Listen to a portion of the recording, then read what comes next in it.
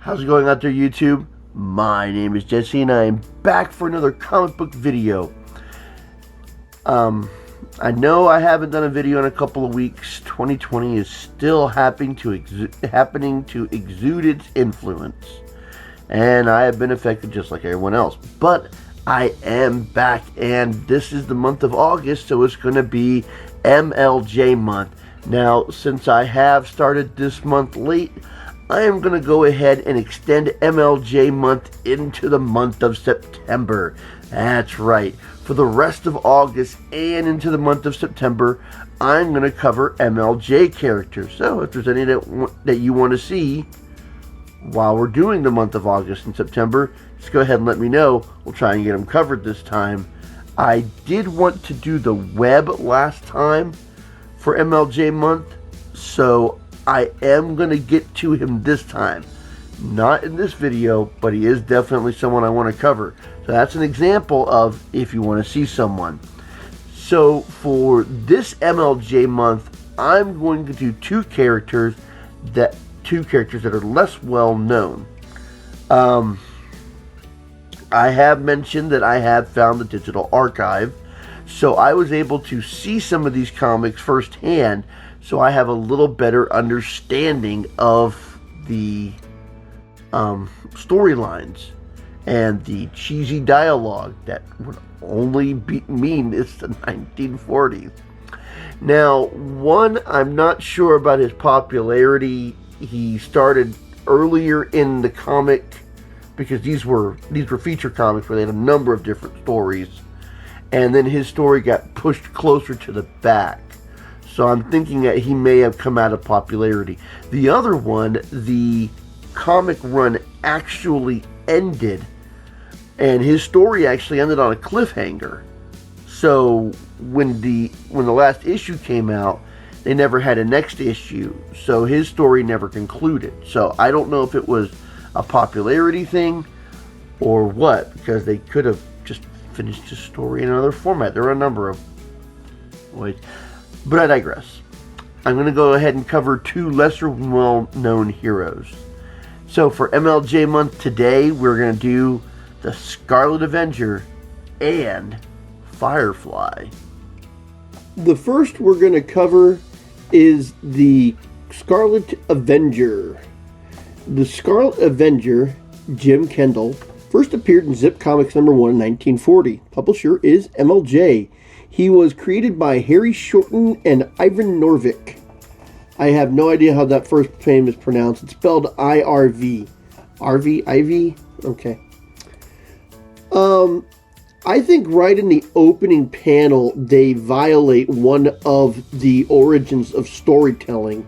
Show, don't tell. Well, that's more like in movies, but what they do is they show in a text, well, they have in a text why he's fighting crime.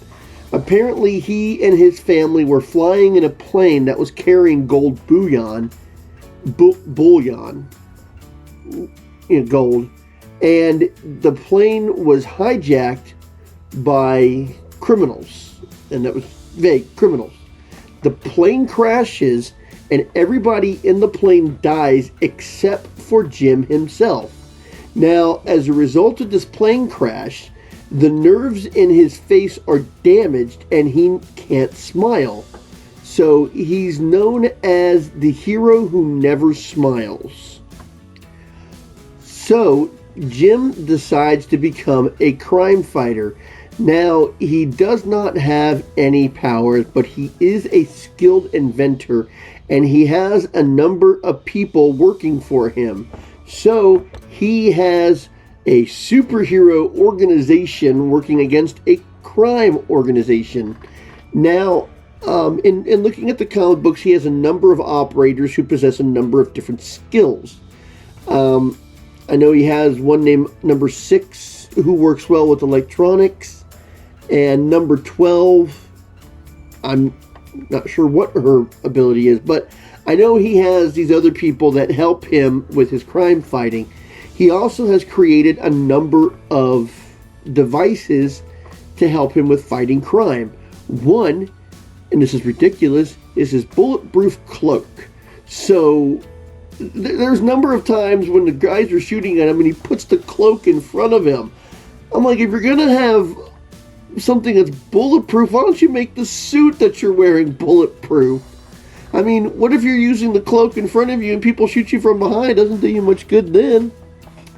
He's got a hypnotic device and a magnetic ray, which is even strong enough to be able to push a car off the course. He has a paralyzing ray, which has actually made people freeze in their tracks. He also has a rocket car and an aircraft.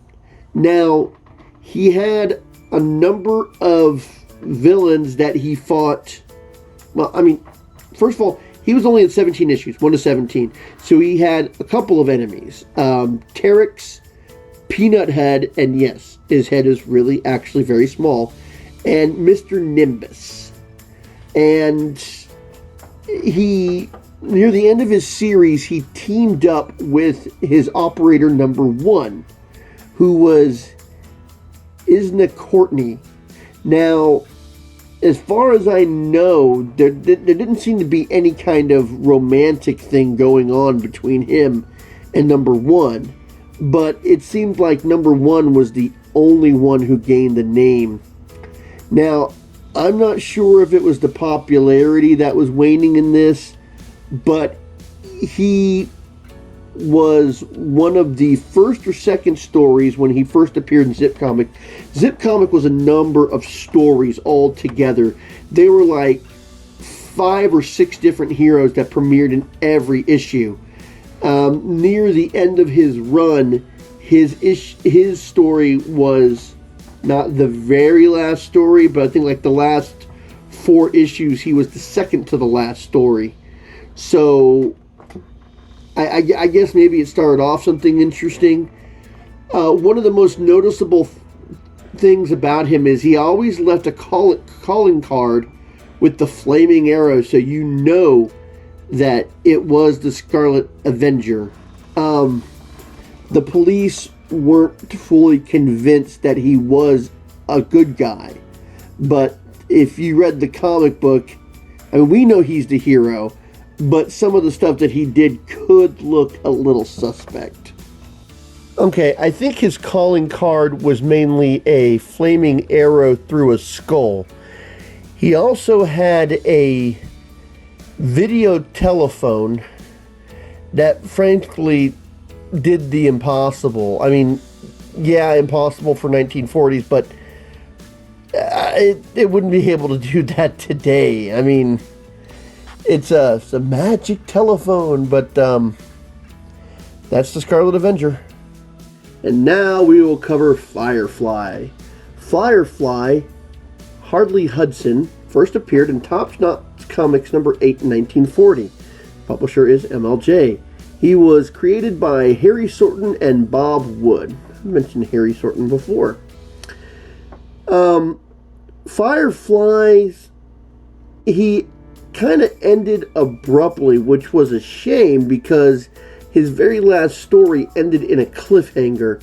Now, Firefly, his opening text on his very first appearance talked about how he wanted to be a crime fighter from a young age. So he devoted all of his studying and growing up to the ends of becoming a crime fighter. Now, he would research insects like ants and grasshoppers, such as that, and use their abilities. Well, here's how to put it. It's like an ant can lift 10 times its own weight. So he discovered how the muscular structure of an ant would work, and he made his own body into a way that he could use the same things that insects could use. He could lift 10 times his own weight. He could leap long distances. He could breathe underwater for an extended period of time. I believe near his last appearance, he could even glow in the dark, which I don't know why he would only appear in Top Notch Comics. He seems like a villain, or a hero that you'd want to have more often, have around, because he can do so much stuff. He did have his love interest. Everybody except for the Crimson Avenger seemed to have a love interest back then. A newspaper reporter, Jonah Burton, and she was also the damsel in distress that Firefly had to save on a number of occasions. Now, he had no superpowers of his own, so everything that he did, he either... I think I saw him working with some chemicals, so he trained his body, and with some chemicals allowed him to get these abilities so that he could become Firefly and fight crime. Now, in his very last appearance, which was number 27, he goes to this island where there's this, I guess, ancient Egyptian ruler that claimed that she has been alive for 3,000 years. And when he confronted her, she took him... They either went back in time or they went to Egypt or something, because he found himself sitting on a throne next to her, and she said that they were going to rule together. And it said, stay tuned for the next issue of Top Notch Comics to see what happens for the conclusion of the story. Well, what happened is Top Notch MLJ decided that they were going to change the format of Top Notch Comics, so it became Top Notch Humor, starting with issue 28. So Firefly's story was never resolved. I don't know if any of the other people, because Top Notch Comics, like Zip Comics, where the Scarlet Avenger appeared in, was a number of heroes altogether. I don't know if any of their stories went unresolved as well, because I wasn't looking at them. Now, the Hangman was appearing on the cover of Top Notch Comics for the longest time. He didn't start, but then when he started appearing, he was the cover feature, and Firefly's name was mentioned once at the beginning of number 8. At the end of in number 27, the Hangman story concluded, and they said that the Web was going to start appearing in number 28, and since they went into comedy, it didn't happen. Now, Firefly, some of the criminals that he went after died, but I don't think he purposely set out to kill them. One I know was an accident, and that was Dr. Wily. Dr. Wily came at him, and in his attempt to defend himself, accidentally knocked him out of a window.